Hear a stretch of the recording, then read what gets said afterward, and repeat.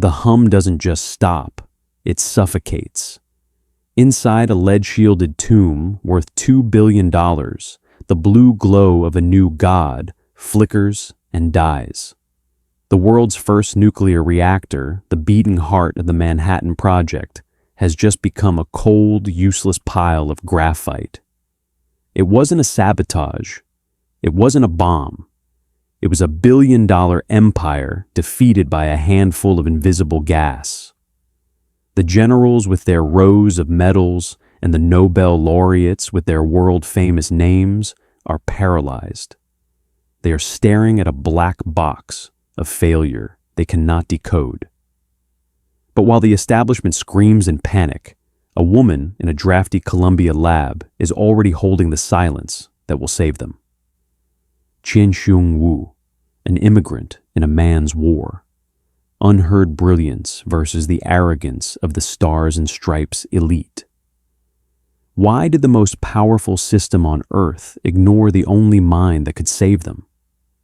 The answer wasn't in the classified vaults, but in the hands of an underdog history tried to forget.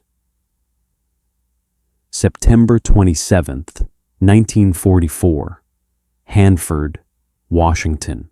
The desert is a bruised purple under the twilight, a vast empty canvas that the United States government has filled with 60,000 workers and enough concrete to pave a road to the moon.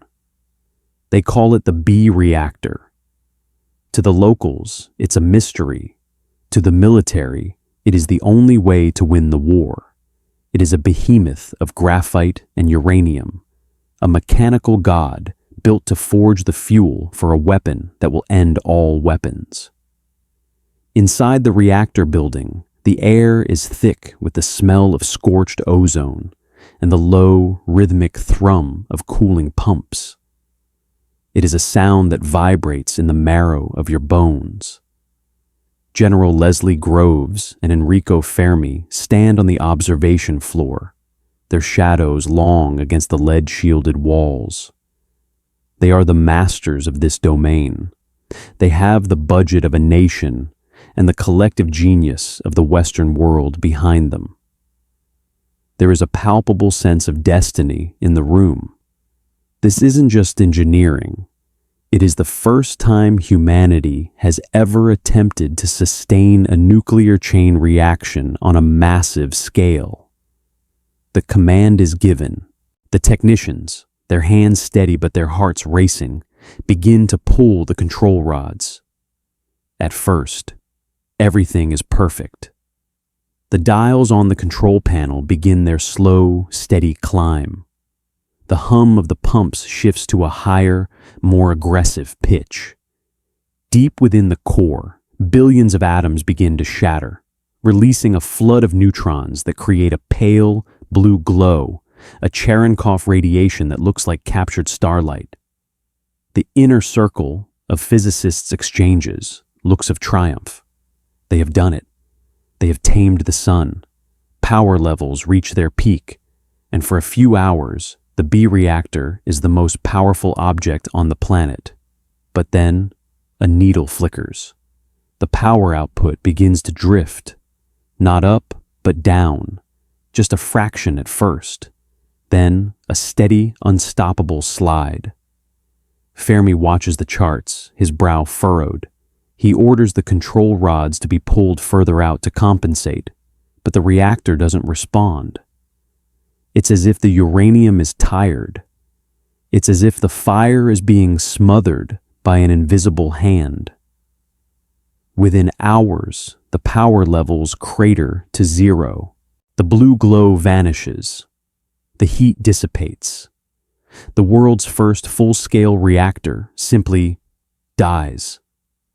The silence that follows is deafening. The physicists scramble. They treat the failure like a puzzle from a textbook, checking the cooling pipes for leaks, testing the electrical circuits, examining the fuel slugs for impurities. Everything is technically flawless. By every manual written by every expert in the room, that reactor should be screaming with energy. Yet, it sits there, cold and unresponsive. The physics of the disaster is a fatal flaw hidden at the atomic level.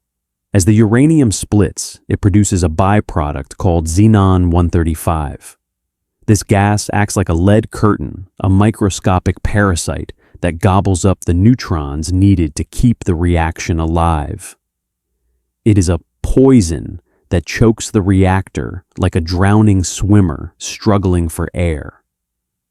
The more the generals try to force the machine back to life, the more xenon it produces. It is a vicious, self-sustaining cycle of failure. General Groves paces the floor, his face a mask of mounting fury. He has promised the president a bomb. He has spent $2 billion of the taxpayers' money. He believes that with enough rank, enough discipline, and enough American grit, the laws of physics will eventually bend to his will. The establishment treats the failure as a logistical hurdle, a minor budget issue, or a lack of manpower.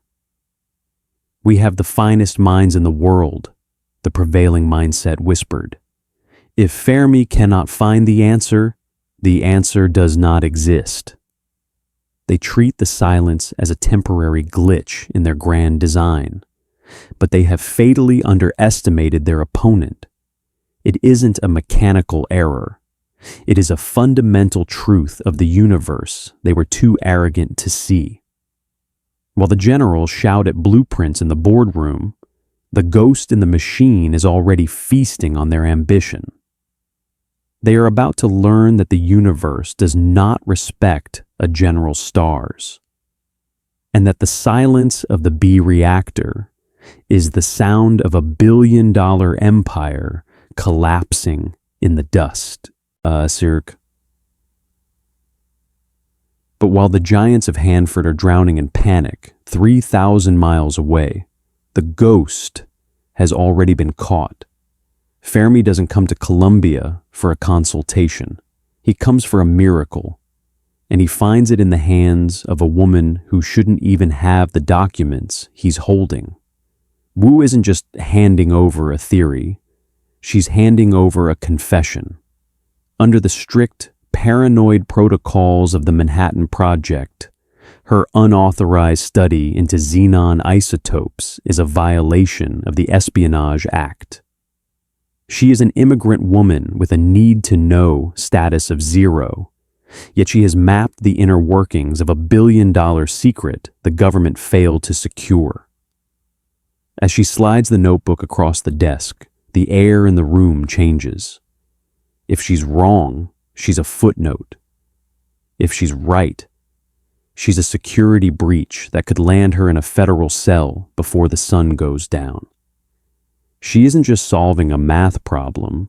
She is betting her freedom against the arrogance of the men who tried to lock her out of the room. She had tried to share her findings. She had offered her insights to the men who occupied the offices with the windows and the titles. They had looked at her, and they had seen a dragon lady. They had seen a technician who should be grateful for her position. They had dismissed her work as a theoretical curiosity, a minor footnote that didn't fit the grand narrative of their success. They had put her paper in a drawer and closed it. Now, as the B Reactor sits like a useless pile of lead and graphite in the Washington desert, that paper is the only thing that can save the war effort. The establishment is screaming in panic, but Chien-Shiung Wu is in the dark, holding the silence that will save them. The panic at Hanford is no longer a quiet concern. It is a localized earthquake of professional terror. For days, the world's most brilliant physicists have been chasing their own tails in the Washington desert. They have rechecked the math. They have dismantled the valves. They have scrutinized the purity of the cooling water. Yet, the B Reactor remains a graveyard of ambition. The military is breathing down their necks. The clock of the Second World War is ticking toward a conclusion they might not control, and the ascent experts are starting to look like amateurs. In the middle of this chaos, Enrico Fermi, the man who first split the atom, pauses. He remembers a name. Not a name from the high society dinners in Washington, and not a name from the cover of the prestigious journals. He remembers a woman in a lab at Columbia, a woman who had been asking questions about the poisoning of atoms while the men were busy celebrating their first successful tests. He realizes that while the establishment was building the machine, Chien-Shiung Wu was studying the soul of the atom. The scene shifts to the drafty, neon-flickering hallways of Columbia University in New York. Fermi does not arrive with a parade. He arrives with the weight of a dying project on his shoulders. He finds Wu in her laboratory, a space where the air is cool and smells of static electricity and old paper. She does not look up when he enters. She is accustomed to being the last person noticed in a room. Fermi, a man whose word is law in the world of physics, has to ask. He has to admit that the billion-dollar system has failed. He explains the symptoms, the way the reactor starts, glows with life, and then simply chokes to death. Wu listens with a precision that is almost clinical. She doesn't offer platitudes or comfort. She simply walks to a filing cabinet, a metal beast that has swallowed years of her ignored labor. She pulls out a stack of unpublished research. She tells him it isn't a mechanical failure. It is a biological one, if you consider the atom to have a life of its own. The reactor is suffering from a fatal flaw called xenon-135 poisoning. To understand it, you must look at the black box of nuclear fission. At the start, the engineers pull the control rods. This is the input. The uranium atoms begin to split, releasing a flood of neutrons that should trigger a chain reaction. But inside the black box, a hidden enemy is born. As the uranium breaks apart, it creates a waste product, xenon-135 gas. This gas is a neutron sponge. It is so incredibly efficient at absorbing the very particles needed to keep the reaction going that it literally starves the fire. The output is inevitable. The reactor chokes like a man gasping for air in a room filled with smoke. Within hours, the xenon levels become so high that no amount of fuel can keep the heart beating. The machine betrays its creators because they forgot to account for the waste of their own progress. Wu had mapped this entire process months before. She knew the cross-section of xenon-135, the exact measurement of how hungry the gas was better than any man on Earth. While the experts saw complexity and chaos, Wu saw a pattern. Because she was an outsider, a woman who had to be twice as precise as her male peers, just to be heard, she had focused on the microscopic details they had deemed beneath them. Fermi looks at her calculations. The math is undeniable. It is a roadmap through the dark. But then comes the friction, the micro scene of institutional arrogance. When the findings are relayed back to the military directors at Hanford, the response is not one of gratitude. It is one of skepticism.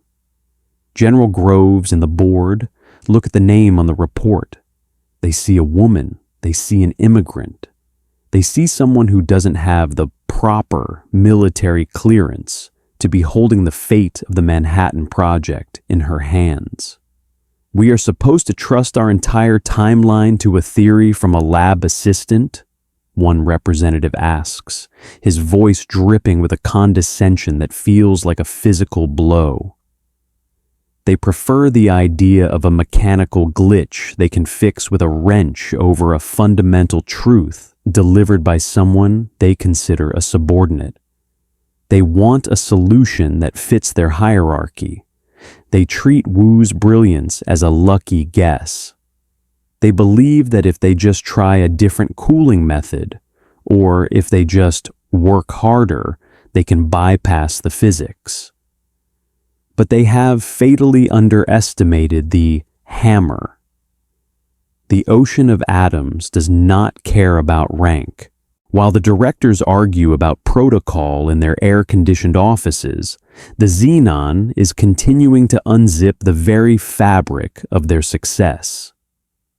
They are holding a map to the exit, but they are refusing to read it because they don't like the handwriting of the person who drew it. It isn't just a reactor that is failing. It is a system of belief that prizes status over truth. The directors eventually realize they have no choice. The reactor is cold. The project is stalling. The Broby and the boss, physics itself, is about to punish their pride with a total collapse. Under the cover of night, the orders are changed. Following Wu's mathematical roadmap, they realize they have to physically alter the reactor. They have to add more fuel, vastly more than the original designs called for to overpower the xenon poison. It is a massive, expensive, and desperate gamble. They are essentially trying to build a fire so hot that the smoke can no longer put it out. As the technicians work through the night to cram more uranium into the core, Chien-Shiung Wu remains in New York. She is not flown to Hanford on a private jet. She is not given a medal. She is simply the ghost in the machine. The quiet competence that the loud panic of the establishment depends on, but refuses to acknowledge. She is the one holding the silence. But the world is about to hear the roar. The gamble works. Following Chien-Shiung Wu's mathematical roadmap, the engineers at Hanford cram the reactor core with extra uranium. They are essentially building a furnace so intense that it can burn through its own suffocation. The rods are pulled once more. The needles on the dials begin their ascent, crossing the threshold where they previously flickered and died. This time, they don't stop. The poison is still there, lurking in the atoms, but the sheer force of Wu's calculations has overwhelmed it. The B Reactor roared to life, and for the first time, the path to the atomic age is truly open. The needles on the dial finally catch. They climb 200 megawatts, 250, and stay there. But in the control room at Hanford, there is no cheering, no backslapping, no triumphant cigars. There is only a heavy, shameful silence. General Grove stares at the glowing monitors, his jaw tight. The Nobel laureates look at their boots. They aren't relieved, they are humiliated. The billion-dollar system they designed, the one they claimed was perfect, has just been resuscitated by the very person they mocked as a dragon lady just weeks ago. They watch the power surge, knowing that every watt of energy is a testament to their own blindness. They don't thank her. They don't even call her. They simply begin writing the reports, carefully omitting the name of the woman who just saved their careers from the ash heap of history. But for Chien-Shiung Wu, the roar of the reactor is followed by a chilling, lifelong silence. Fast forward to 1957, Stockholm, Sweden. The world of physics is in an uproar. Two young theorists, Chen-Ning Yang and Tsung-Dao Lee, have just been awarded the Nobel Prize. They have done the impossible. They have disproven the law of parity, a fundamental pillar of physics that suggested the universe was perfectly symmetrical. It was a breakthrough that changed everything we knew were about the building blocks of reality. But there is a cruel irony at the heart of this victory. The theory proposed by Yang and Lee was just that, a theory. It was an idea on a chalkboard, beautiful but unproven. To prove it, they needed an experiment so precise, so difficult, that every major laboratory in the world turned them down. They said the measurement was impossible. They said the technology didn't exist to see into the heart of a decaying atom with such clarity. They forgot about the woman who had already mapped the ghost in the B Reactor. Wu took the challenge.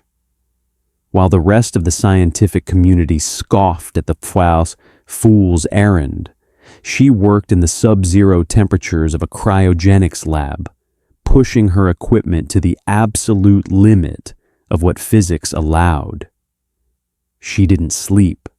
She didn't eat. She lived in the data. And in the dead of night, she found it. She saw the universe flinch. She proved that the law of parity was wrong. She turned their impossible into a fact. When the telegram arrived from Stockholm, it carried the names of the two men who had the idea. Chien-Shiung Wu's name was nowhere to be found. The Dragon Lady of the Manhattan Project, the First Lady of Physics, was once again relegated to the shadows. The establishment had used her brilliance to save their billion-dollar project in the desert, and they had used her genius to secure their Nobel Prizes in the lab. And then they simply closed the drawer on her name once more. We often think of history as a meritocracy, a straight line where the best and the brightest are elevated to the light. But the story of Chien-Shiung Wu reveals a much darker friction. It shows us a system that is designed to protect its own hierarchy at the cost of the truth. It shows us that the most dangerous poison isn't xenon-135 in a reactor. It is the arrogance of a society that refuses to see the person standing right in front of them. Wu never complained. She never campaigned for the award she was denied. She simply went back to the lab. She continued to look into the darkness of the atom, finding the truths that the experts were too blind to see. She died in 1997, a titan of science whose name is still spoken in hushed, reverent tones by physicists, but remains largely unknown to the world she helped save. History didn't forget Chien-Shiung Wu. The system simply did what it was designed to do. It extracted her genius, fueled its expansion, and discarded the source. It's a blueprint we see every day in the glass towers of Silicon Valley and the windowless halls of bureaucracy, the quiet theft of the underdog's soul to power the machine's progress. We don't live in a world that rewards the best of us. We live in a world that uses the best of us to save the most powerful of us. Wu's name was never meant to be on that Nobel telegram, because if the world knew she was the one who kept the heart of the atomic age beating, the giants would have to admit they were just standing on the shoulders of a woman they weren't even brave enough to look in the eye.